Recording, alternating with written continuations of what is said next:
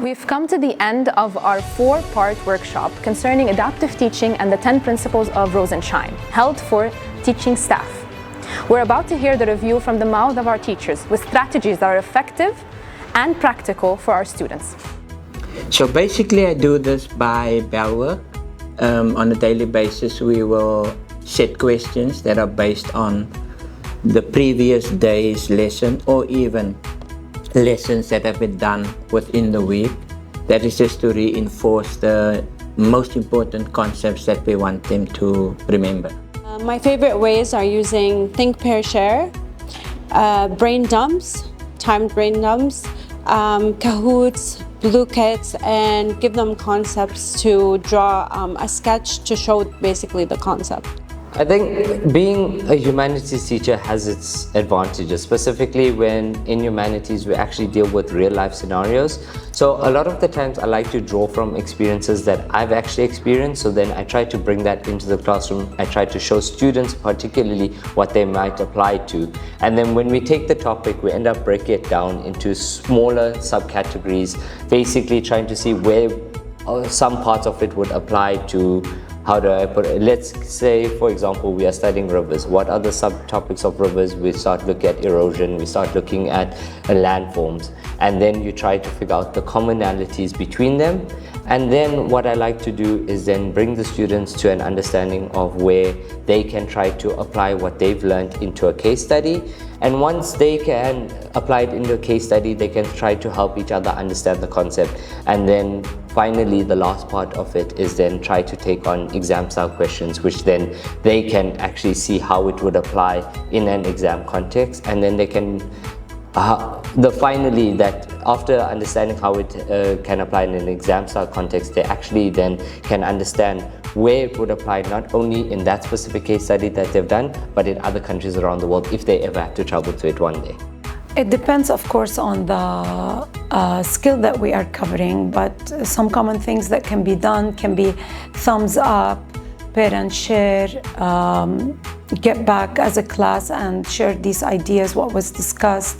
It can be also coaching, walking around and checking what students are doing.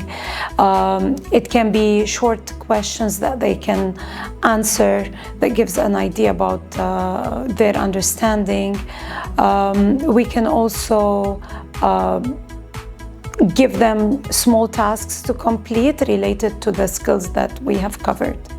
So during the lesson, with subsections, we will have questions that are either in the presentation that we share, or I would just stop and choose random students, and especially those who might not be too keen to answer, just to get opinions from them. And this is how I try to reinforce immediately what has been taught.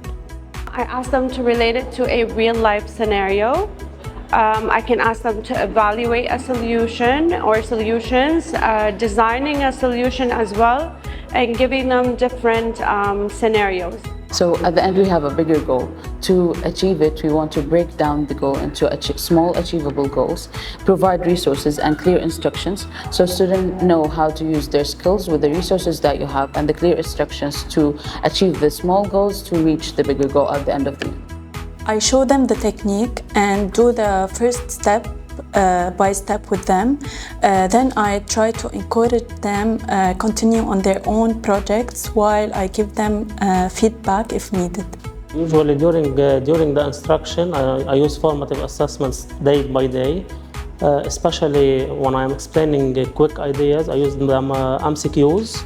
So for each point, 1 or 2 MCQs during the session, while after the session, usually at the end of each lesson, I use a checklist so the students can check the objectives they gain. There are several methods that can be used. You can ask the student to work with a friend if they feel that helpful.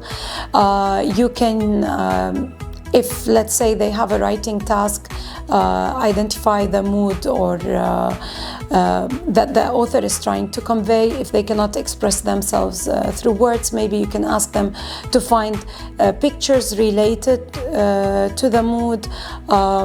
You can model or provide sample responses or answers to the task in hand. Also coaching the student, asking open-ended questions that make them think about the topic and their answers that can help them also explore the topic more and come up with answers.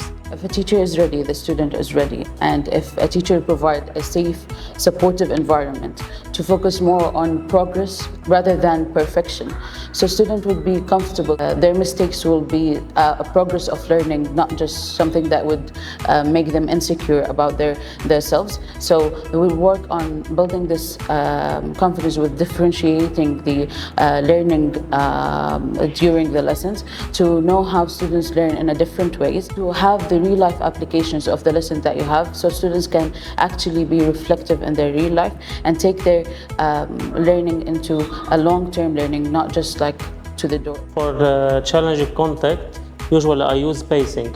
For example, making a huge idea or a large objective, we pace it into smaller objectives so that the students can understand each point by point, and at the end they can gain all the learning outcome they want.